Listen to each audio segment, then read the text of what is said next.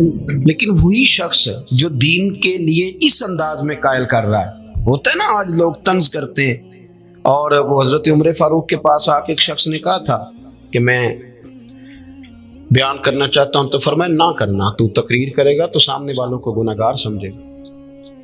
इस जोम आदमी को, इस जोम में आदमी आ जाता, बड़ी मुश्किल होती। तो बहुत सारे लोग हैं, हम देखते हैं कि वो तंज कर रहे होते हैं, इस तरह तनकीद कर रहे होते हैं अवाम पर। देखे ना, वो हमारा नकीब आता है, खैर मेरा तो ताल्लुक उस खूबसूरत जमात से जिसका नकीब भी शहनशाह नकाबत होता है। तो शहनशाह की फिर मर्जी होती है, जो मर्जी करे, शहनशाह नकाबत जो हुआ। तो कई दफ़ा कहते थोड़ा मज़ा नहीं आया, तुसी तो सरूर वाले बंदे नहीं। तो दिल करता है कई दफ़ा कह दें कि यार तू तो 25,000 लेके आया, ये मुफ्त आए हैं सारे बेचारे, और तू तनकीद करके गुजर रहा है। इतने कमज़ोर लोग लफ्ज़ बोलते हैं, इस अंदाज में लोग बात करते हैं। तो बुजुर्ग फरमाया करते थे कि यार तुमने किसी से उधार पैसे लेने हो ना, अपने हक में कायल करना हो, तो तुम्हें बड़ा तरीका आता है। टेलीफोन करते हो, भाई किधर हो, वो कहते हैं जी मैं तो घर हूँ, हुक्म करें। नहीं, वो फोन वाली बात नहीं,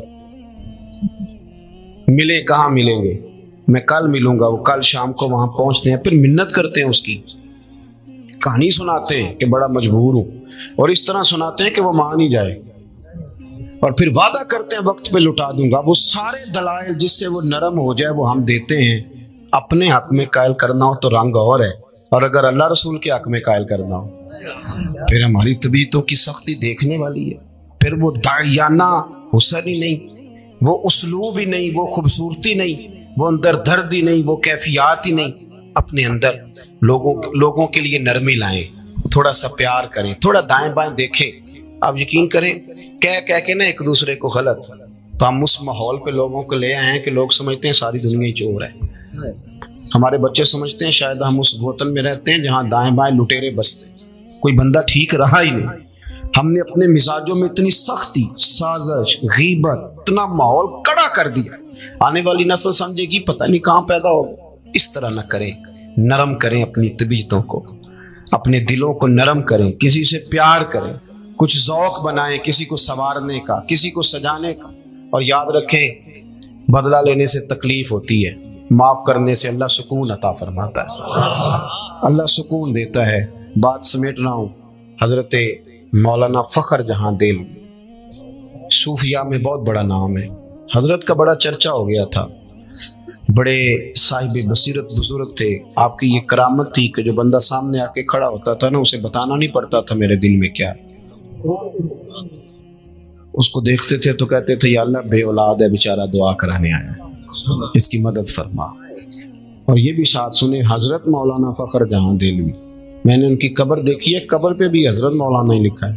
वैसे आजकल हजरत मौलाना पीर नहीं होता, हजरत मौलाना सारी जिंदगी भी लिखे लिखाए पढ़े पढ़ाए, तो हजरत मौलाना को लोग पीर मानने को तैयार है।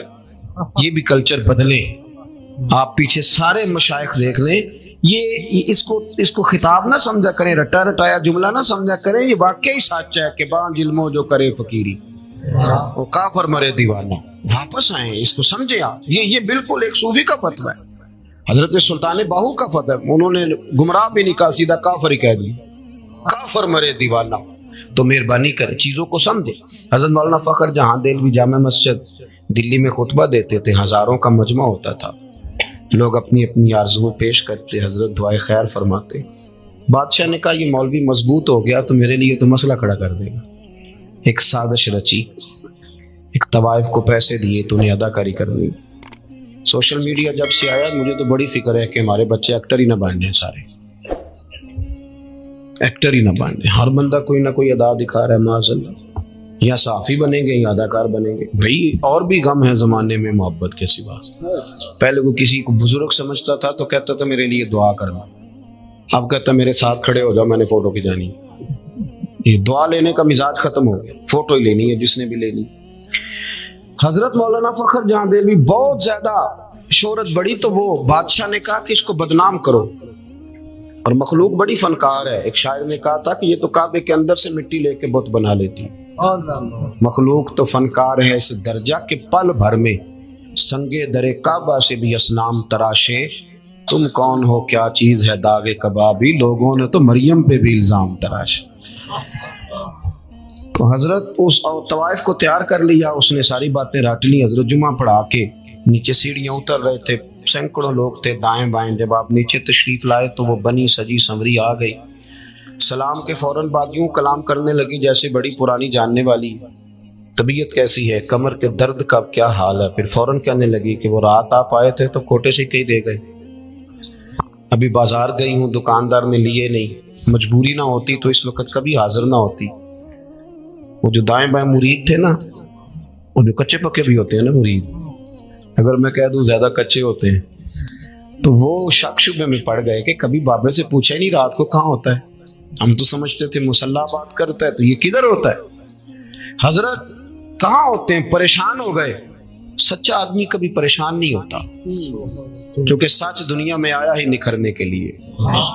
अगर लोग गर्द उड़ाएं भी तो सच निखर जाया करता है। सच की अपनी बड़ी कुव्वत होती, उसमें अपनी बड़ी ताकत होती। हजरत फखर जहां देलवी से कहने लगी ये खोटे सिक्के आप दे गए, कोई परेशानी नहीं, पूरा इत्मीनान। उन्हें पता था इज्जत रब देता है, कोई परेशानी नहीं। फौरन फरमाने लगे बेटी, ओ मेरी बेटी, ओ प्यारी बेटी, तो इस तरह कर, खोटे सिक्के दे जा और असली वाले ले जा, और पुत्र दोबारा भी जरूरत पड़े तो आ जाना, फखर जहां का दरवाजा खुला हुआ ही मिलेगा।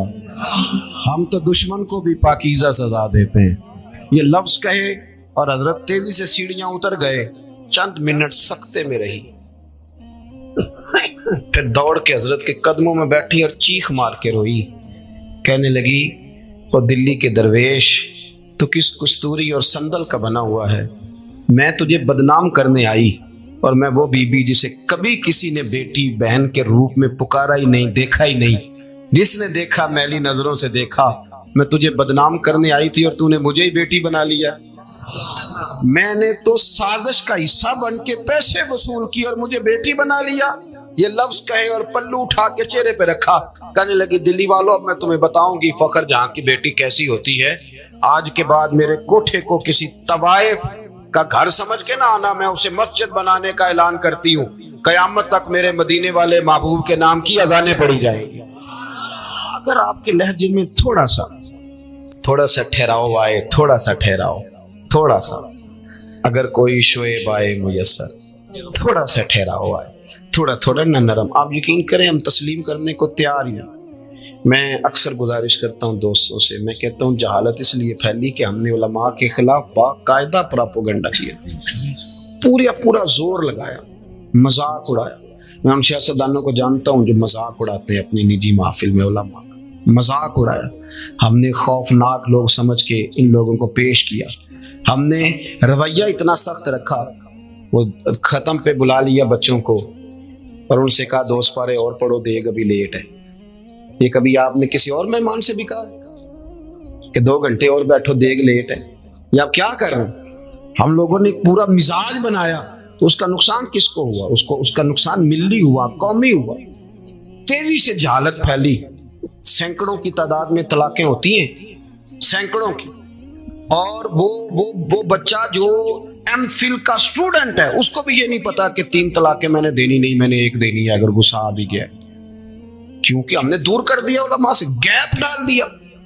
लोग इस तबके को देखें ना, रोज बहस होती है असेंबली में कि मौलवी प्रोफेसर नहीं बनते, इंजीनियर नहीं बनते, मदरसों वाले डॉक्टर नहीं बनाते।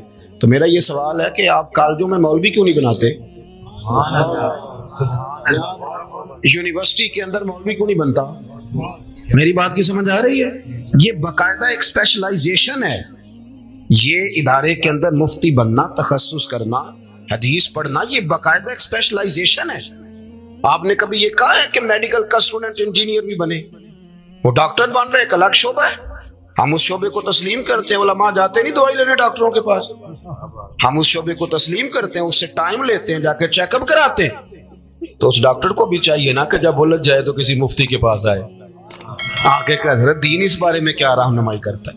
लेकिन हम लोगों ने गैप डाल दिया। अपने दिल को नरम करें और दूसरे को तस्लीम करना सीखें और दीन के लिए अपनी खिदमात को पेश करें और आगे बढ़ें।